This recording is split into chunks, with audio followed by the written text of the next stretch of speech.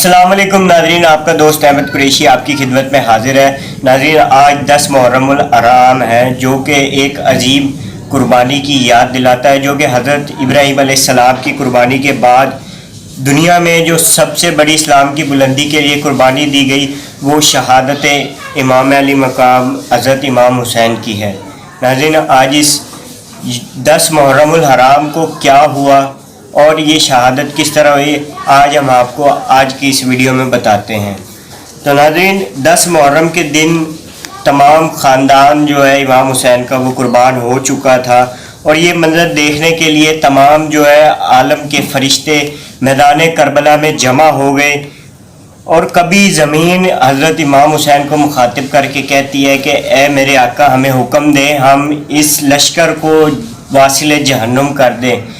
तो कभी आसमान चीख कर ये कहता कि ए मेरे हुसैन, हुक्म दें तो इस लश्कर को निस्तो नाबूद कर दे। तो कभी ज़ुफ़र जिन मुख्तलिफ़ जिन्नात के साथ दस्त जोड़ होकर कहता कि ए मौला, हुक्म दे कि इस यजीदी फ़ौज को फिन्नार कर दें। लेकिन इमाम हुसैन अलैहिस्सलाम कहते कि ये मेरे सब्र का इम्तिहान है, मेरा अल्लाह मेरा सब्र आजमाना चाहता है, मेरे खून से ही इस्लाम को ज़िंदगी मिलेगी।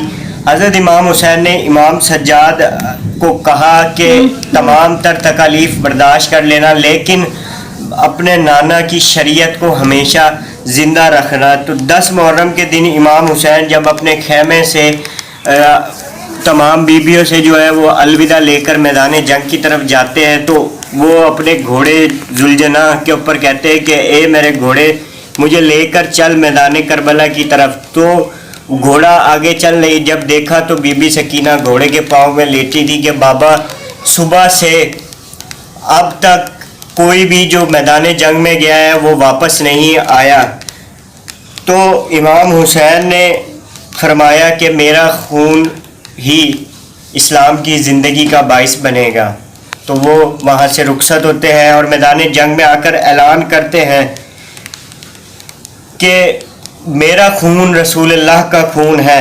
अली, तो मुझे क्यों मारना चाहते हो? मेरे बच्चों को और मेरे बाबा अजदाद को 3 दिन से क्यों भूखा प्यासा रखा है? तो कूफे के जो लश्कर था, यजीदी लश्कर, उन्होंने कहा कि हम तुझे तेरे बाबा अली के बुग़्ज़ में मारना चाहते हैं। तो इमाम हुसैन ने फरमाया कि जो परचम इस्लाम तुम थाम कर खड़े हो, वो मेरे बाबा ने ही सबसे पहले थामा। अगर मेरे बाबा खैबर और खंदक में इस्लाम का परचम ना थामते तो आज तुम भी ये परचम नहीं थाम सकते थे। तो उमर बिन वकास ने कहा कि हुसैन की बातें ना सुनो और इस पर हमला करो। नाज़रीन, ऐसा तारीख़ इस्लाम में कोई जंग नहीं देखी जिसमें 3 दिन से भूखा और प्यासा इंसान शेर की तरह लड़ रहा था, और जो करीब आता उसे इमाम हुसैन की तलवार वासिल जहन्नम कर देती। तो आहिस्ता आहिस्ता जो है वो यजीदी लश्कर भागने लगा, और ऐसी जंग किसी ने ना देखी। तो यजीदियों ने कहा कि दूर से वार करो और खेमों को आग लगा दो। तो नाज़रीन, कुछ सिपाही खेमे को आग लगाते, जिसके हाथ में जो भी लगता, भाला, तीर, तलवार, बर्छा, जिससे भी जो भी जिसके पास होता वो उससे हज़रत इमाम हुसैन पर वार करता।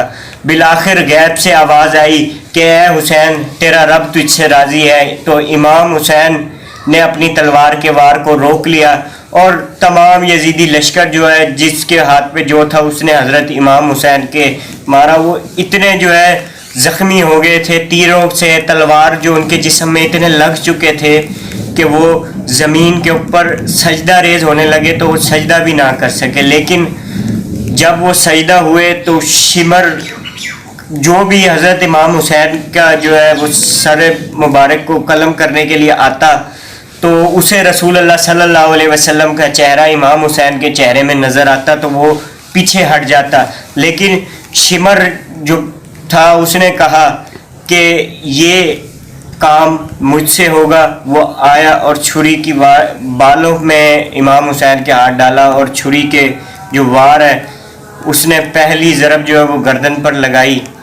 तो हज़रत आदम अलैहिस्सलाम ने कहा कि या रसूल अल्लाह, अब मैं नहीं देख सकता। پھر رسول اللہ صلی اللہ علیہ وسلم نے حضرت علی سے کہا کہ اے علی اب میں نہیں دیکھ سکتا.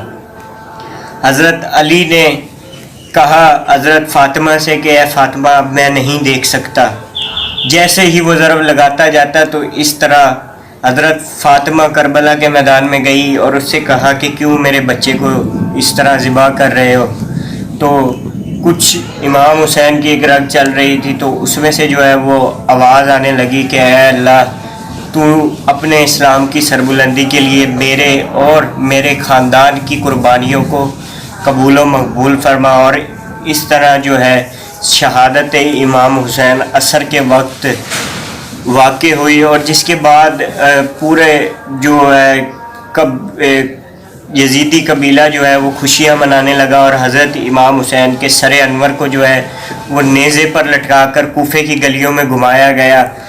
جب شام کو وہ سر اقدس جو ہے وہ پھینک دیا گیا تو کوفے کی ایک بڑھیا عورت نے جو ہے اسے اٹھا کر صاف کیا اور اس پہ خوشبو لگا کر اسے دفن کر دیا. تو ناظرین یہ تھی وہ عظیم اور لازوال قربانی جس کی وجہ سے آج ہمارا دین جو ہے وہ تخت پر ہے اور اسلام ایک دفعہ پھر سے جو ہے انشاءاللہ ہماری کوشش ہے کہ اسلام ایک دفعہ پھر سے، کیونکہ ہماری تاریخ بہادروں سے بھری پڑی ہے، تو انشاءاللہ ہمیں امید ہے کہ اسلام ایک دفعہ پھر سے جو ہے وہ تخت پر آئے گا.